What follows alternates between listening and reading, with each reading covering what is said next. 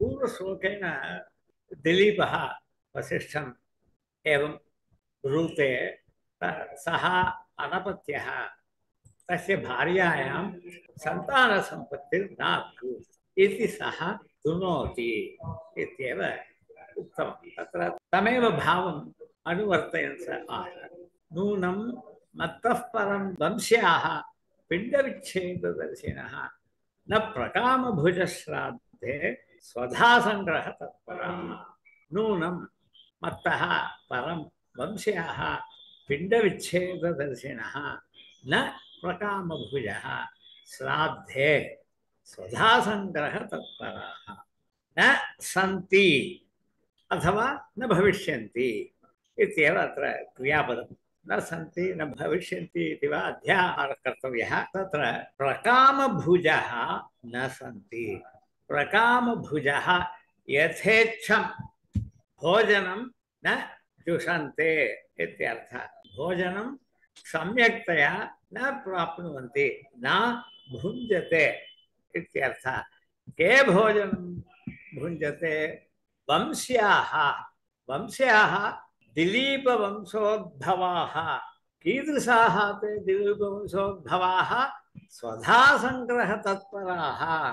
वंश्याः नाम वंशजः कोऽपि भवितुमर्हति, परन्तु वंश्याः पूर्वजाः इत्येव अस्मिन् सन्दर्भे अस्माभिः गृहीतव्यं। तत् अनेन पदेन स्पष्टं भवति। स्वधासङ्ग्रहतत्पराः वंश्याः। स्वधासङ्ग्रहतत्पराः। स्वधां नमस्तर्पयामि इत्येव वयं पितृभ्यः स्वधा नमस्तर्पयामि, स्वधा नमस्तर्पयामि, स्वधा नमः स्वाहा, स्वधा नमः स्वाहा इत्येव वयं वदामः। यदा श्राद्धादिकं कुर्मः, तर्पणादिकं कुर्मः, तदा स्वधा स्वधा इति योजयामः। स्वधा तर्पयामि, स्वधा स्वधा अवश्यं प्रयोक्तव्यं। पितृकर्मसु स्वधायाः उच्चारणं भवति इति कृत्वा स्वधासङ्ग्रहतत्पराः। स्वधासहितम् अर्पितपिण्डग्राह्यः इत्यर्थः। पिण्डग्राहिणः इत्यर्थः। स्वधासङ्ग्रहतत्पराः पितरः एव वंश्याः। स्वधासङ्ग्रहतत्पराः वंश्याः न प्रकामभुजः। तेषां पितॄणां भोजनं कदा कस्मिन् सन्दर्भे भवति? श्राद्धे एव भवति, अन्यथा न भवति इति कृत्वा श्राद्धे स्वधासङ्ग्रहतत्पराः वंश्याः न प्रकामभुजः भवन्ति। किमर्थम् इति कारणमाह। इदानीं किमर्थम् एवं कुर्वन्ति? श्राद्धः तु तेषां कृते एव क्रियते, श्राद्धः अनुष्ठीयते। अनुष्ठीयमानश्राद्धे पितरः सम्यक्तया समीचीनतया न भुञ्जते चेत् तत्र काचिदपि समस्या अस्ति, काचिदपि बाधा अस्ति, कश्चित् शङ्कुरस्ति इत्येव वयम् अनुमानं कर्तुं शक्नुमः। तत्र किमित्युक्ते पिण्डविच्छेददर्शिनः। अद्यपर्यन्तं तु जीविते दिलीपे सति पिण्डस्य विच्छेदः, पिण्डस्य क्षतिः न भवति। पिण्डप्रदानस्य क्षतिः, च्युतिः, त्रुटिः वा न भवति। तस्य विच्छेदः नाम त्रुटिः, क्षतिः, च्युतिः, तस्य त्यागः इत्यर्थः। पिण्डत्यागः किमित्युक्ते यावत् दिलीपः जीवति तावत्तु पिण्डप्रदानं तेन क्रियते एव अवश्यं। तदनन्तरं दिलीपस्य अनन्तरं कः कुर्यात्? सः तु निरपत्यः, तस्य अपत्यं नास्ति, तस्य पुत्रभाग्यं नास्ति, सन्तानसम्पत्तिः नास्ति इति कृत्वा पितरः विचारग्रस्ताः।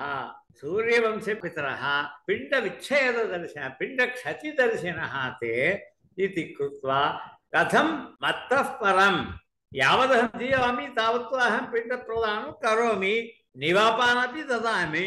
निवापो नाम पित्रे दीयमान उदकं, तिलोदकं, तिलसहित उदकं निवापः इत्युच्यते। पिण्डविच्छेददर्शिनः, पिण्डस्य क्षतिः स्यात् इति तेषां वंशपितॄणाम् आशंका अस्ति इति। नूनम् अवश्यं मत्तः परं पिण्डविच्छेददर्शिनः स्वधासङ्ग्रहतत्पराः वंश्याः श्राद्धे न प्रकामभुजः भवन्ति।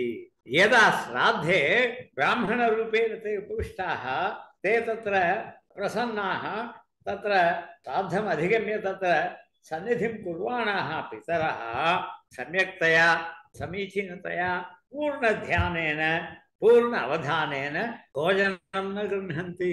किमित्युक्ते तेषां मनः तत्र गच्छति। इतः परं यदि श्वः एव दिलीपस्य मरणं भवेत्, अग्रिममासे भवेत्, अग्रिमवर्षे भवेत्, ततः परम् अस्माकं पिण्डस्य का स्थितिर्भवेत् इति चिन्ताग्रस्ताः विचारमाणाः एते पितरः सम्यक्तया न भुञ्जते इत्यर्थः। अस्तु, मत्तः परं तस्य चिन्ता स्थाने, तस्य चिन्ता उचिता एव चिन्ता दिलीपस्य। मत्तः परं मदनन्तरं पञ्चम्यास्तस्य मत्तः तस् इत्यस्ति किल, पिण्डविच्छेददर्शनः, पिण्डदानविच्छेदम् उत्प्रेक्षमाणाः वंशोद्भवाः वंश्याः पितरः स्वधा इत्यव्ययं पितृभोज्ये वर्तते। पित्रे दीयमान निवापो वा पिण्डो वा पिण्डं वा तत्र स्वधा इति उच्चार्य एव दीयते। तस्याः संग्रहे तत्पराः आसक्ताः स्वधा इति वदामश्चेत् अस्मत्पितरः तत्रैव उपतिष्ठन्ते। झटिति तत्क्षणे एव समकालमेव ते सर्वे आगच्छन्ति, तिष्ठन्ति, उपतिष्ठन्ते अस्मान् इति कृत्वा स्वधा इति यर्थं वृथया अस्माभिः न प्रोक्तव्यम् इत्यस्ति। स्वधा इत्यव्ययं पितृभोज्ये वर्तते। तस्याः संग्रहे किमित्युक्ते स्वधा इति यदा कोऽपि वदति तस्य पितरः चिन्तयन्ति अस्माकं भोजनम् इदानीम् आगतं, सः किमपि अस्माकम् उपाहारम् आनीय दातुम् उद्युक्तः अस्ति इति एवं चिन्तयन्ति। परन्तु तत्र गत्वा पश्यन्ति वृथा एव स तिष्ठति, एवमेव स्वधा इत्युक्तवान्, निरर्थकम् उक्तवान् इति यदा चिन्तयन्ति, यदा पश्यन्ति क्रुद्धाः भवितुम् अर्हन्ति। पितृशापस्तु विपरीतविषयः भवति इति कृत्वा स्वधा इत्यव्ययं पितृभोज्ये वर्तते। तस्याः संग्रहे तत्पराः आसक्ताः सन्तः श्राद्धे पितृकर्मणि पितृदानं निवापस्यात् श्राद्धं तत्कर्म शास्त्रतः इत्यमरः। निवापः इति मया पूर्वमेव उक्तमासीत् किल, तदेव निवापः। प्रकामभुजः पर्याप्तभोजिनः, प्रकाम यथेष्ट भुञ्जानाः इत्यर्थः। प्रकामभुजः न प्रकामभुजः भवन्ति, यथेष्टं भुञ्जानाः न भवन्ति, पर्याप्तभोजिनो न भवन्ति। नूनं सत्यं कामं प्रकामं पर्याप्तम् इत्यमरः। निर्धनाः हि आपद्धनं कियदपि सङ्गृह्णन्ति इति भावः। निर्धनाः नाम दरिद्राः, दारिद्र्यपीडिताः दरिद्राः किं कुर्वन्ति? आपद्धनम्, आपद्धनं नाम धनसञ्चयः, धनसञ्चयः तैरेव क्रियते।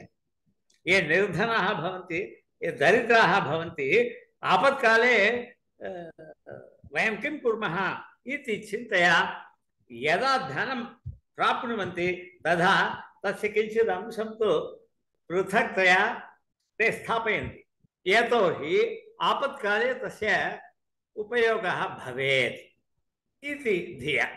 इति कृत्वा निर्धनाः हि आपद्धनं कियदपि यद्धनं प्राप्तं तस्य पूर्णतया तस्य भोगः न क्रियते, तस्य उपभोगः न क्रियते, किञ्चित् तस्मात् रक्षितः भवति आपत्कालार्थम् इति तस्य। एवमेव दिलीपस्य पितरः अपि यदा एषः श्राद्धं करोति तदा दीयमान पिण्डेभ्यः कञ्चिदंशं पृथक् कृत्वा रक्षन्ति। दिलीपस्य अनन्तरं वयं भुञ्जामः इति धिया। अस्तु, एकवारं नूनं मत्तः परं स्यात् पिण्डविच्छेददर्शिनः न प्रकामभुजः श्राद्धे स्वधा सङ्ग्रह तत्पराः।